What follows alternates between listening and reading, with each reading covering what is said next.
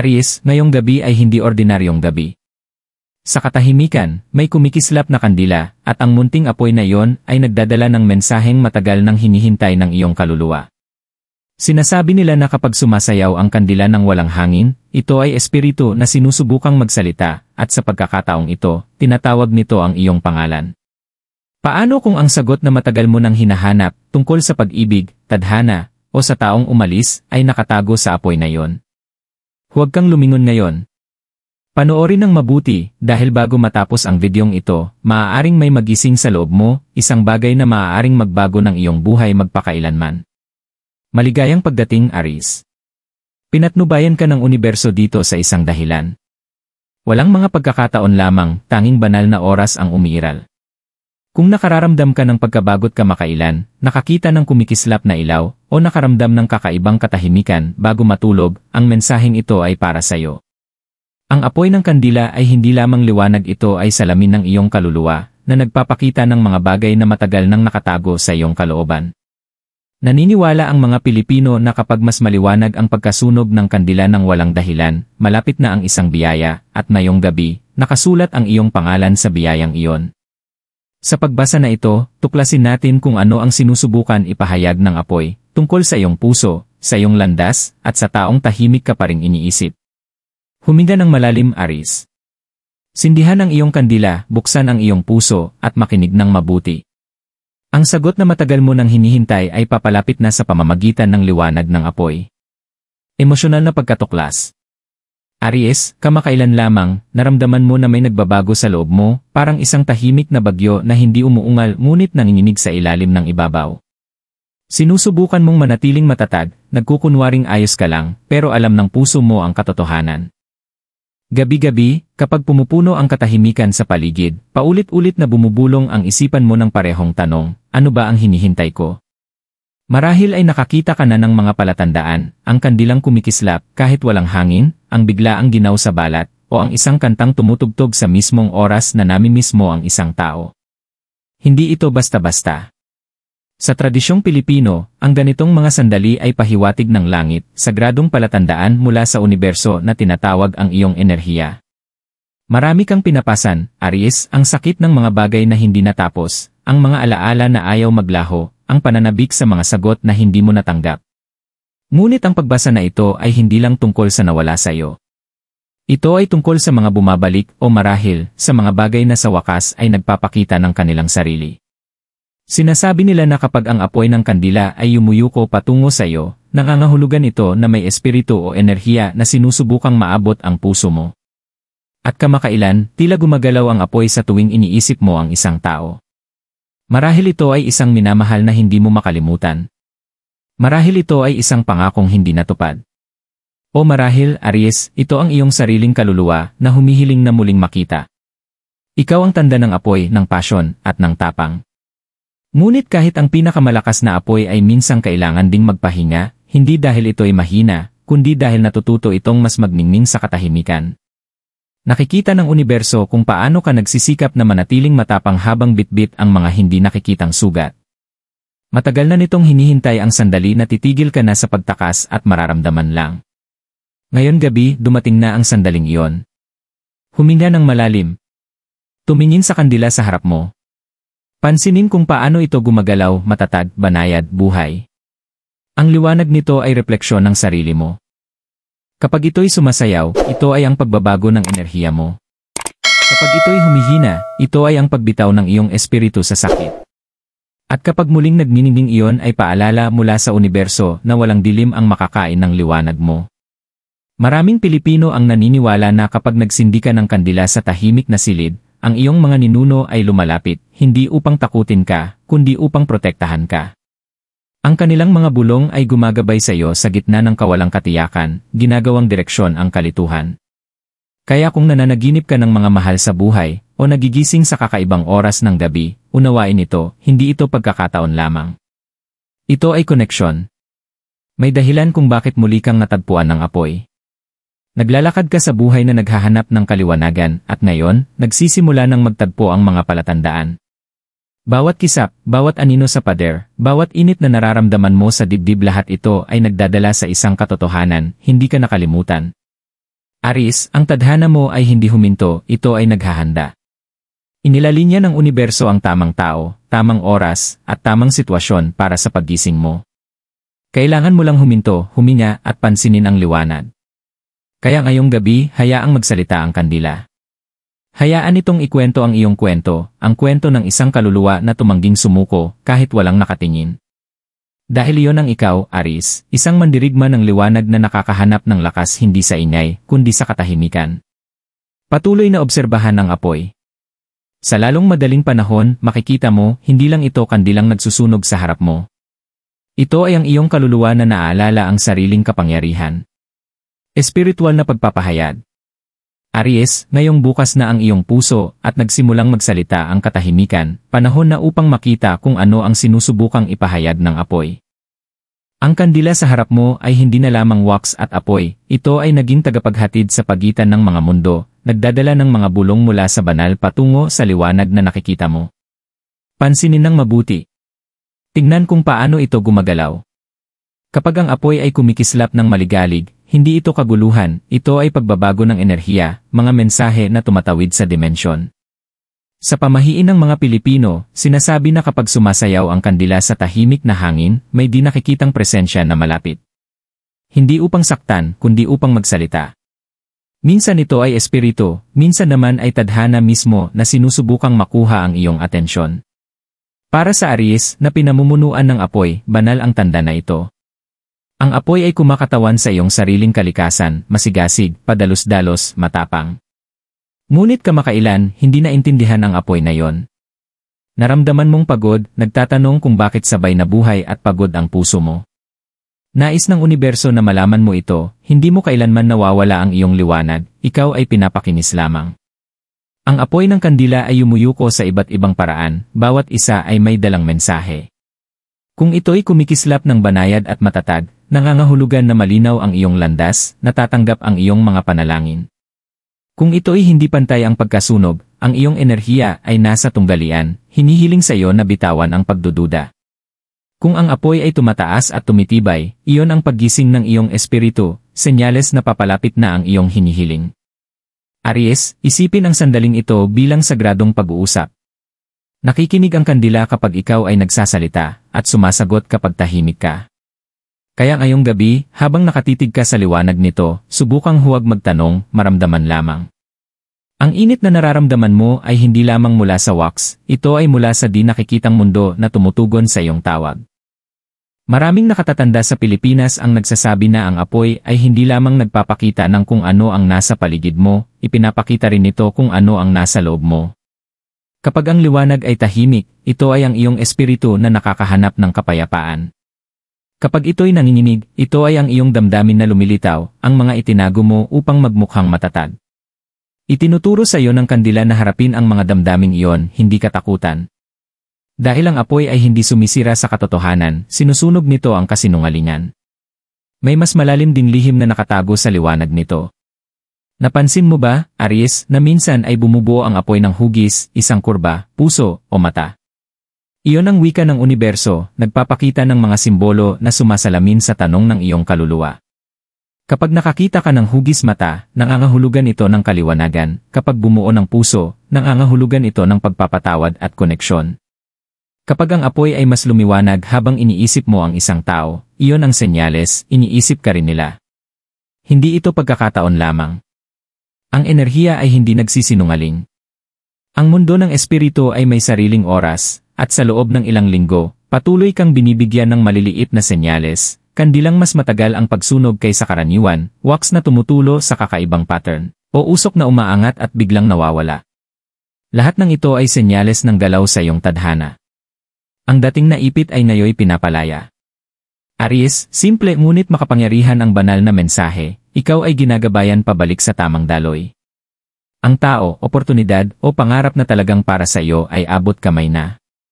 Ngunit bago ito dumating, kailangan ng universo na maalala mo ang iyong lakas, ang iyong apoy.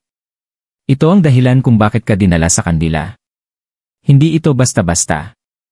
Dapat mong maalala na ang iyong kaluluwa ay may dalang liwanag, kahit na madilim ang iyong landas. Ang kandila ay salamin lamang, ipinapakita sa iyo kung sino ka talaga, matatag, intuitibo, pinili. Ngayon, ipikit ang iyong mga mata sandali. Isipin ang apoy sa iyong isipan. Hayaang lumawak ang liwanag nito, tinatamaan ang bawat anino sa loob mo. Maramdaman ang init na dumadaloy sa dibdib, tinutunaw ang bigat na iyong pinapasan. Ang init na iyon ang iyong tanda, kumpirmasyon na nagsimula na ang paggaling.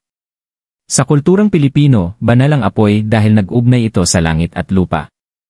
Pinapailawan ng ating mga ninuno ang kandila hindi lamang upang manalangin, kundi upang magpadala ng mensahe sa iba't ibang mundo. Kapag sinuportahan mo ang iyong kandila, ipinagpapatuloy mo ang tradisyon na iyon, pinag-ugnay ang iyong espiritu sa universo. Bawat kisap ay bulong mula sa banal na nagsasabi, hindi ka nag-iisa. Nakikinig kami. Kung naghahanap ka ng kasagutan, Aries, sinasabi ng apoy na malapit na ito. Kung namumulat ka ng kasaganaan o pag-ibig, ang matatag na apoy ay paalala na naririnig ang enerhiya mo.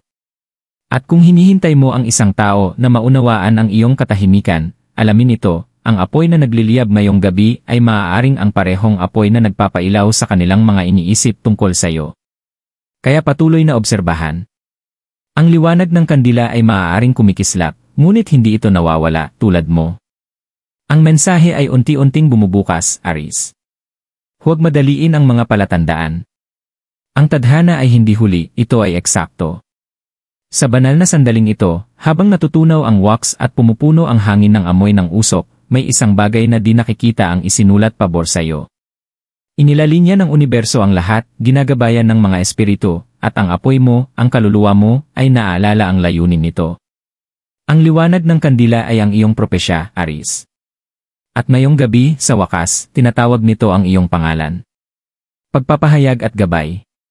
Aries, ngayong naintindihan mo na ang banal na mensahe sa loob ng apoy, panahon na upang gawing aksyon ang enerhiyang ito, upang kunin ang iyong natutunan at ipakita ang realidad na ninanais ng iyong kaluluwa.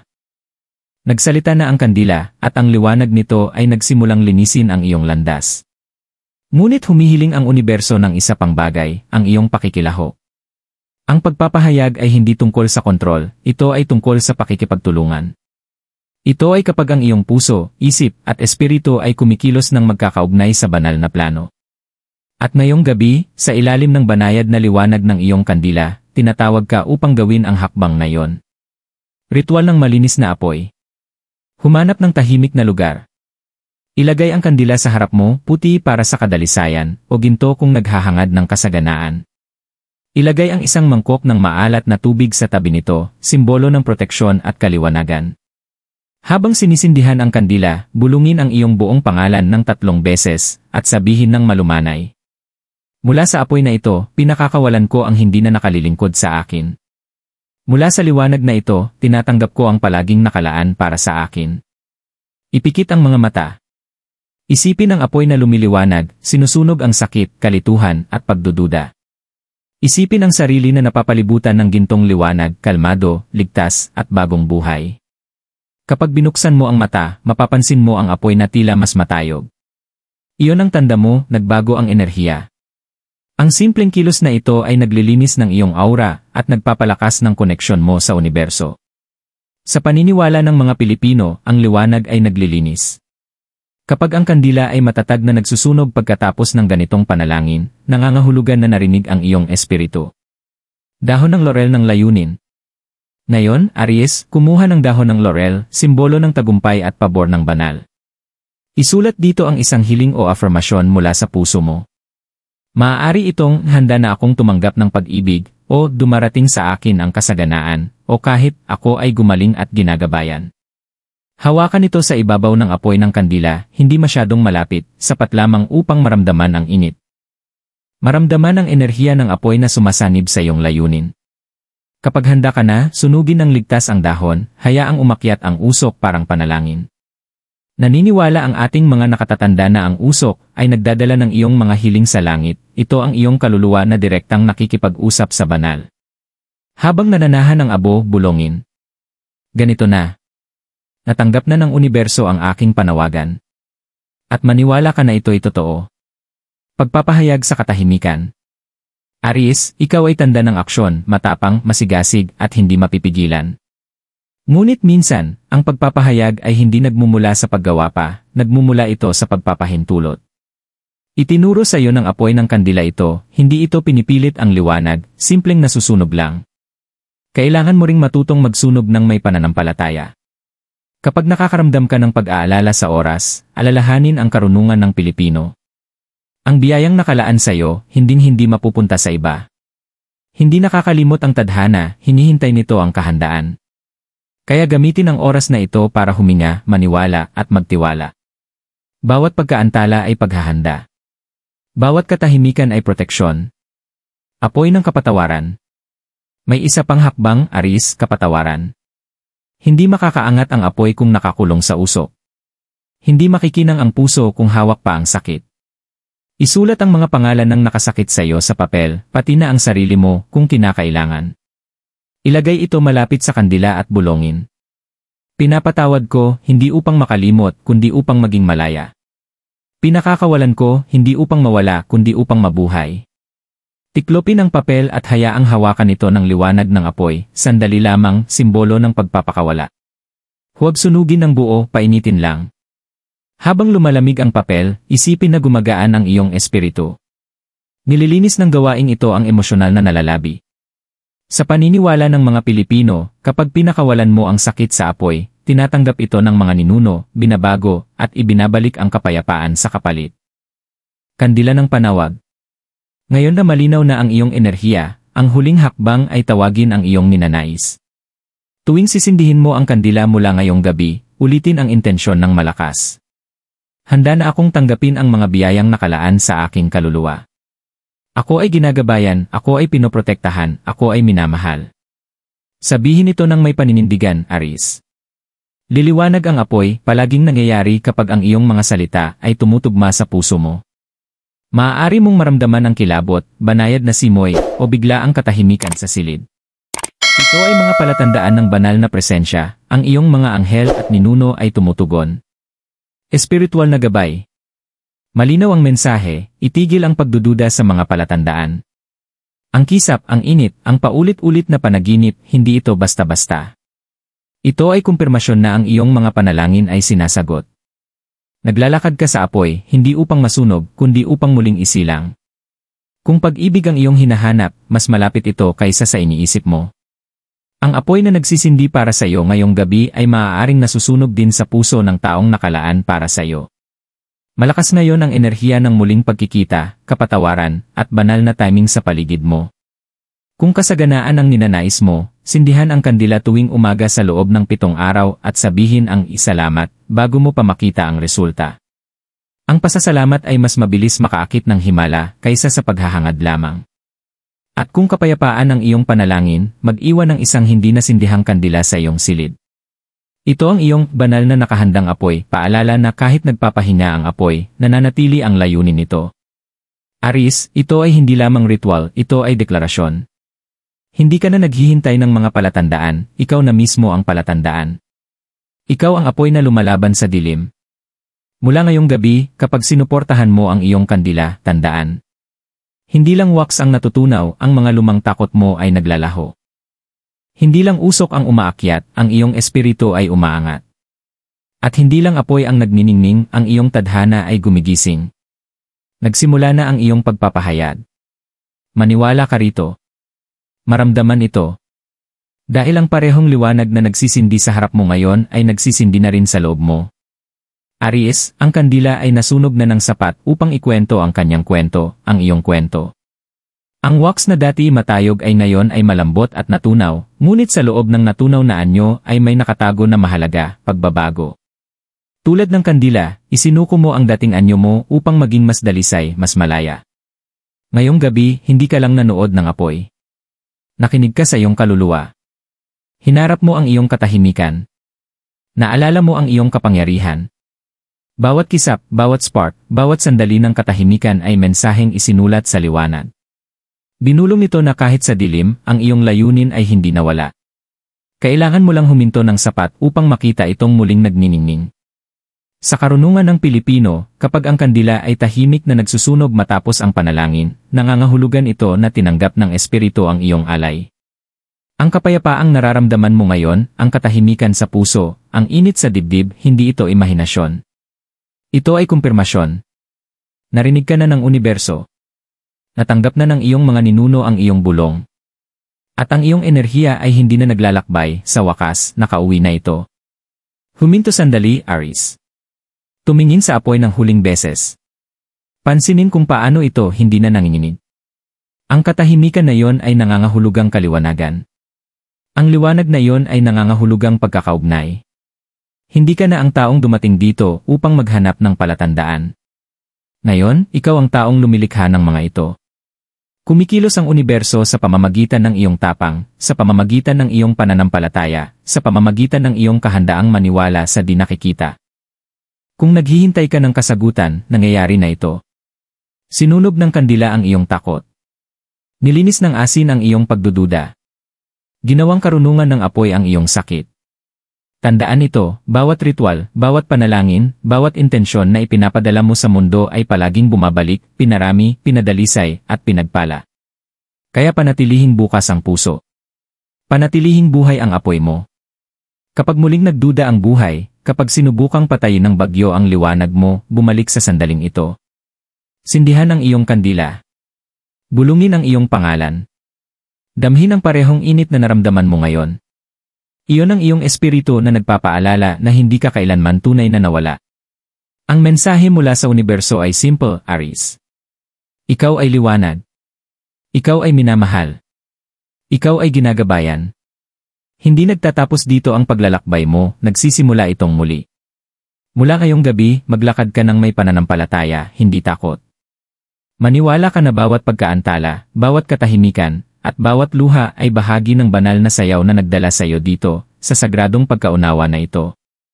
Maaaring mamatay ang apoy ng kandila sa lalong madaling panahon, ngunit ang nagising sa loob mo ay hindi na mawawala. Dala mo na ito ngayon, sa iyong mga salita, sa iyong mga gawa, sa tibok ng puso mo. Kaya kapag nagising ka bukas, tandaan na bulungin ang pasasalamat. Sapagkat nagawa na ng apoy ang kanyang trabaho, ipinakita nito ang sagot na nakalaan para sa iyo. At habang natutulog ka ngayong gabi, naway paalalahanan ka ng banayad na liwanag ng iyong kandila na kahit sa pinakamahinang sandali mo ang universo ay patuloy na tinatawag ang iyong pangalan.